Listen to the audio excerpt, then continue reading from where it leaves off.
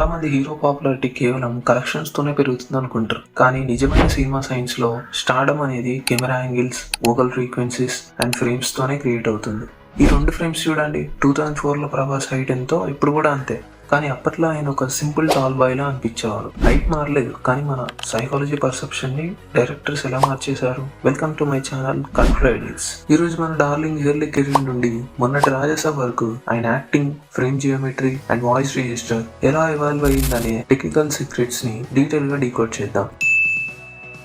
ముందుగా మన darling voice control గురించి మాట్లాడుకుందాం. ఎర్లీ కెరీర్ లో ప్రభాస్ థ్రోట్ వాయిస్ తోనే డైలాగ్స్ చెప్పేవారు. వర్షం లేదా డార్లింగ్ సినిమాల్లో ఆయన టోన్ హై పిచ్ లో ఫాస్ట్ గా ఒక గోదావరి స్లాంగ్ యాక్సెంట్ తో యూత్ఫుల్ గా ఉండేది. ఇక విజువల్ గా డైరెక్టర్స్ ఆయన్ని స్క్రీన్ మీద వైట్ షాట్స్ లో అంటే ఆడియన్స్ ఐ లెవెల్ కి ప్యారలల్ గా చూపించేవారు. అందుకే ఆయన అందరికీ ఒక పక్కా ఇంట్లో అబ్బాయి రిలేటబుల్ గా అనిపించేవారు. కానీ 2005 లో ఎస్ఎస్ రాజమౌళి ఒక మేజర్ షిఫ్ట్ తెచ్చారు. ఛత్రపతిలో ఆ భారీగా ఉన్న బీచ్ ఫైట్ తర్వాత వచ్చిన రీన్ సీన్ చూడండి. రాజమౌళి కెమెరాని డౌన్వర్డ్ యాంగిల్ లో పెట్టి ప్రభాస్ ని ఆకాశం వైపు చూపిస్తూ ఎలివేటెడ్ గా చూపించారు. అక్కడి నుండి ప్రభాస్ థ్రోట్ వాయిస్ నుండి హెవీ బేస్ టోన్ రిజిస్టర్ లోకి షిఫ్ట్ అయ్యారు. అలాగే ఆయన కటౌట్ ని మాస్ ఎలిమెంట్స్ తో ఎలా వాడాలో ప్రపంచానికి తెలిసింది.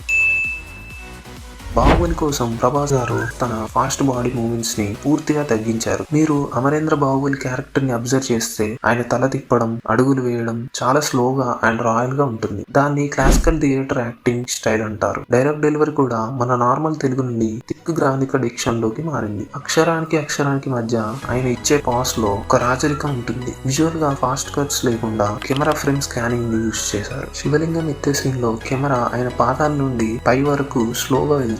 అది ఆడియన్స్ కి ఆయన కట్అవుట్ ఎంత భారీగా ఉందో మైండ్ లో ఫిక్స్ చేస్తుంది. ప్రభాస్ గారు కేవలం హీరో కాదు, ఒక మూవింగ్ మోనుమెంట్ అని ఫిక్స్ చేసిన ఫేజ్ అది. బాహుబలి తర్వాత ఉన్న కాన్స్టెంట్ ప్రెషర్స్ వల్ల ప్రభాస్ గారు లుక్స్ అండ్ వాయిస్ రిజిస్టర్ లో కొన్ని చేంజెస్ వచ్చాయి. కానీ మన డైరెక్టర్స్ దాన్ని నెగిటివ్ గా కాకుండా ఒక వెపన్ లా వాడుకున్నారు.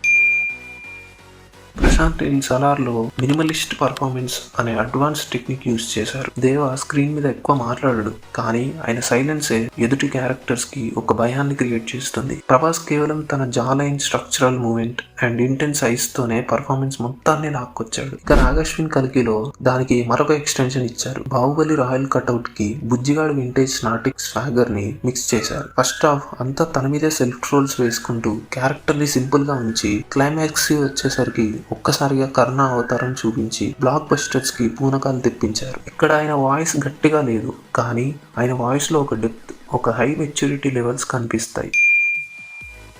ఇక 2026 లో వచ్చేసరికి రాజసాబ్ లో ప్రభాస్ తన హెవీ ఇంటెన్స్ ఇమేజ్ ని కాసేపు పక్కన పెట్టి వింటేజ్ హారర్ కామెడీ జోన్ లో సింగిల్ ఫ్రేమ్ ఎంట్రీస్ తోనే ఎంటర్టైన్ చేశారు. కానీ నిజమైన సినిమా నెక్స్ట్ లెవెల్ రేంజ్ మారబోతుంది. ఈ రోజు ఫ్యాన్స్ అంతా హను రాఘవపూడి ఫాజీ అండ్ సందీప్ రెడ్డి వంగ స్పిరిట్ కోసం పిచ్చిగా వెయిట్ చేస్తున్నారు. సందీప్ వంగ హీరోస్ ని చాలా రా అండ్ ఎక్స్ట్రీమ్ క్లోజ్అప్ షాట్స్ లో చూపిస్తారు. యానిమల్ లో రణబీర్ హ్యాండ్లింగ్ చూశాక స్పిరిట్ లో ప్రభాస్ కట్అవుట్ ని వంగ ఎలా వాడబోతున్నాడో ఊహించుకుంటేనే గూస్ బంప్స్ వస్తున్నాయి. సిబిఐ ప్రపంచాలు లేకుండా pure intense dialogues, violent screen presence తోనే థియేటర్స్ తగలబడిపోతాయి. ప్రభాస్ గారు ఇప్పుడు కేవలం ఒక మాస్ హీరో మాత్రమే కాదు, ఈయన ఒక బ్లాంక్ క్యాన్వాస్. డైరెక్టర్స్ తన ఫామ్ ని ఏ రేంజ్ లో అయినా మార్చుకోగల ఒక గ్లోబల్ అసెట్.